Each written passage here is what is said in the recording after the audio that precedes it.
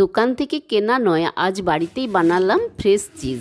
বেশি গরম নয়, একটা আঙুল রাখা যাবে সেই মতো দুধটা গরম করে নিতে হবে। অল্প করে ভিনেগার মেশাতে হবে আর চামচটা ঠিক এইভাবে দুধের মধ্যে নাড়তে হবে। একটা সময় করে দুধটা কেটে গিয়ে ছানা তৈরি হয়ে যাবে। ছানাটা ছাঁকনিতে ছেঁকে নিয়ে ঠিক এইভাবে ছানার জলটা বের করে নেব। ছানার জলটা গরমই আছে, 1 চামচ লবণ দিয়ে দিলাম। ছানার জলে ছানাটা 10 সেকেন্ড রেখে তুলে নিয়ে ছানার জলটা নিগড়ে বের করে নেব।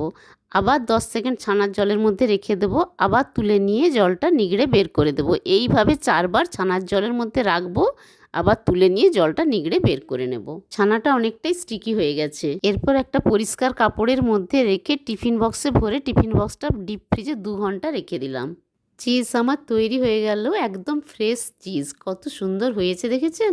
চিজ দিয়ে কিছু খেতে ইচ্ছে করলে এইভাবে খুব সহজেই হেলদি এবং টেস্টি চিজ বাড়িতেই বানিয়ে নিন। ভালো লাগলে চ্যানেলটি সাবস্ক্রাইব করতে ভুলবেন না যেন। বাই।